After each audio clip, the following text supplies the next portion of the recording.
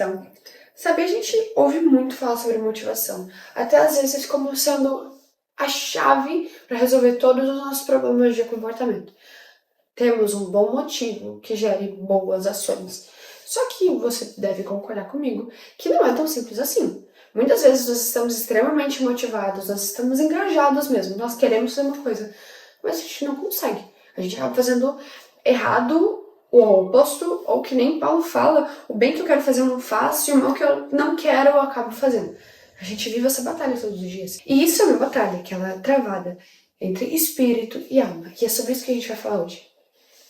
Prazer, eu sou a Cris e eu quero trazer a passagem de Mateus 26:41, que Jesus, nos últimos momentos deles, antes de ir para a cruz, um momento de absurda angústia, ele chama os seus discípulos para estarem orando com ele no jardim do Getsemane. E enquanto ele está lá orando, ele sua sangue de tanta angústia e os seus discípulos caem no sono. E o que Jesus diz para eles é: vigiai e orai, para que não entreis em tentação.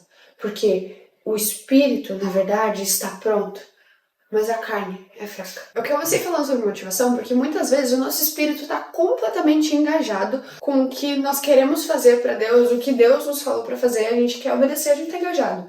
Só que a nossa carne é fraca e nós acabamos falhando ou dormindo, que nem os discípulos. Por que é tão ruim isso? Nós não queremos ser, a longo prazo, como os discípulos foram naquele momento, de por terem a carne fraca, não suportarem e terem adormecido. Nós não queremos ser uma geração adormecida. Nós queremos viver a plenitude de Deus nas nossas vidas. Nós queremos cumprir a chamada, chegar até o fim. E para que isso seja possível, nós temos que estar com o espírito pronto e com a nossa carne fortalecida, para que a gente possa vencer e chegar até o fim. Sermos realmente fiéis. Hoje a abordagem que eu vou trazer sobre toda essa questão é dessas 3 dimensões. Eu e você, seres humanos, somos corpo, alma e espírito. E nós precisamos lidar com essas 3 dimensões para que a gente possa apresentar elas santas diante do Senhor. Tá, então para começar, a gente vai entender que o espírito está pronto. Quando nós recebemos Jesus, nós recebemos uma nova vida. Em 2 Coríntios 5:17, diz que nós somos novas criaturas em Jesus. Nosso espírito é renovado. Nosso espírito estava morto à parte de Deus. E através de Jesus nós recebemos vida em espírito. Nós recebemos o espírito novo. O que fala lá na profecia de Ezequiel 36, versículo 26 e 27. Deus nos promete que Ele vai nos dar um coração novo. Colocar dentro de nós um espírito novo.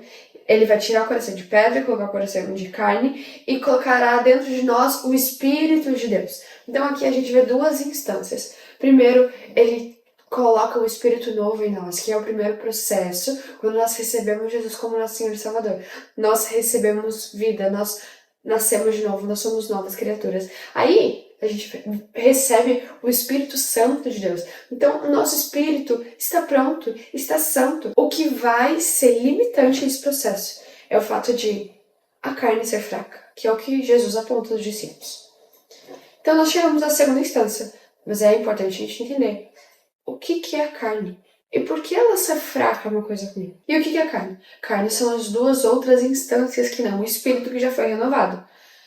É a alma e o corpo, que ainda estão com a inclinação pecaminosa. A nossa carne, ela deseja o pecado. E ela passa pelo processo de santificação. O espírito é um momento em que ele é trocado e agora nós recebemos vida. Mas a carne e o corpo é um processo de santificação que acontece através da ação do Espírito Santo de nós e da ação de eu e você submetemos a nossa carne ao espírito, ok? A minha mãe, ela brinca que a carne é fraca, a carne é fraca. Quem dera fosse fraca, porque ia ser fácil vencer ela. O problema é que a carne tá forte, e aí a gente precisa enfraquecer ela. Só que eu entendo o que ela quer dizer, porque isso significaria que a inclinação pecaminosa ela tem sido forte e por isso nós temos caído. Mas Jesus, ele usa a palavra fraca, porque existe sim a esperança aqui na terra de a nossa carne ser fortalecida. E aí, quando isso acontecer, e eu e você estamos nesse processo de fortalecer a nossa carne para que ela seja submetida ao Espírito, e aí a gente possa andar como Jesus andou e não num platonismo de negar essas duas outras instâncias, mas sim fortalecer elas, submetendo elas ao Senhor. Então, sim, o nosso processo é de fortalecer a nossa carne, fortalecer a nossa alma, amadurecendo ela, e fortalecer o nosso corpo, submetendo ele à vontade de Deus. E não nos tornarmos escravos dele, mais uma vez. Lá em Gálatas 5,17, a gente entende que existe uma luta constante do espírito contra a carne, da carne contra o espírito, e eles se opõem um ao outro. Essa oposição acontece porque o espírito já vai renovado, a carne não. Você já entendeu isso. Mas nós vencemos quando nós lideramos a nossa carne pelo nosso espírito, que está submetido ao Espírito de Deus. Lá em Romanos 12:2, eu tenho certeza que você já decorou esse versículo, mas se você não decorou, você precisa decorar. Então, eu não vou nem colocar aqui, você tem que abrir sua Bíblia lá em Romanos 12. Ela fala que a gente precisa entregar diariamente como sacrifício, então diariamente fala sobre essa constância nesse processo de santificação, para que nós sejamos transformados pela renovação da nossa mente. Essa transformação é uma esperança, entende? Ela acontece. Essa batalha que fala aqui em Gálatas 5,17, ela vai ser constante, mas ao longo desse processo nós vamos estar sendo fortalecidos, a nossa carne vai ser fortalecida e ela vai se submeter a Deus, e aí nós vamos conseguir cumprir a nossa chamada. Aí que eu quero que você entenda, você não está mais submetido à sua carne. Uma vez você e eu fomos escravos dela, mas nós não somos mais, e é justamente sobre isso. A forma com que Jesus fala para nós não cedermos à tentação. A arma que ele nos dá é vigiai e orai, para que não entreis em tentação. Vigiar e orar diz respeito a nós termos consciência e vigiarmos, por nós sabermos que nós temos uma alma e um corpo inclinado ao pecado. Mas existe esse lugar de nós orarmos e pedirmos capacitação de Deus para vencer o pecado. E aí nós venceremos o pecado. Você não é mais escravo da sua inclinação. Você não é mais escravo dos seus prazeres e de satisfazer o tempo todo. Você não precisa mais viver como escravo do seu Instagram, escravo de comida, sabe? De aprovação de pessoas, tantos vícios que tentam nos escravizar. Nós somos libertos de tudo isso em Jesus. E nós precisamos tirar a nossa alma e o nosso corpo, a nossa carne, desse lugar de ídolo. Sim, ídolo. Porque se quem manda na sua vida é a sua carne, o seu corpo físico e a sua alma, você está tirando Deus desse lugar. Nós somos libertos para que nós não precisamos mais viver como escravos da nossa própria satisfação. Mas agora Deus é quem nos comanda, Ele está nesse lugar de o único que tem poder sobre as nossas vidas. E aí então nós vivemos isso submetendo a nossa carne, o nosso corpo, ao Espírito dele. Isso acontece de forma diligente. É uma batalha constante, mas que ela é vencida. Porque ela já foi vencida na cruz. Mas cabe a mim e você tomar posse disso, submeter a nossa carne ao Senhor. Então que eu e você possamos tomar posse dessa verdade. Nada adianta ser uma verdade, vai ser uma verdade longe da minha e da sua vida. Nós precisamos tomar posse disso e termos realmente domínio próprio, sabe? Nós sujeitamos o nosso espírito ao Espírito de Deus. E a nossa carne é sujeitada ao nosso espírito. E é esse lugar de liderança do espírito. O espírito liderando a alma, como o salmista fala. Alma, louve ao Senhor. É um comando que nós precisamos dar. Não há mais tempo, gente. Não tem mais como a gente ser guiado por preguiça. Ou até por medo e insegurança. Isso é nós estarmos nos sujeitando à nossa alma e nós já fomos libertos disso. E é isso que você precisa entender. Você já é uma nova criatura, o Espírito dentro de você, o Espírito que você é e o Espírito de Deus dentro de você já mudaram essa realidade. Agora você precisa mudar essa realidade. E isso vai acontecer de forma progressiva, no sentido de que sim, você vai continuar lutando todos os dias, mas você vai melhorando. Então não dá pra gente continuar caindo nas mesmas coisas para sempre. Nós somos capacitados em Jesus, entende? Mas você precisa tomar esse posicionamento da mesma forma em relação ao nosso corpo. Então, já concluindo aqui, nós vamos fortalecer a nossa carne, certo?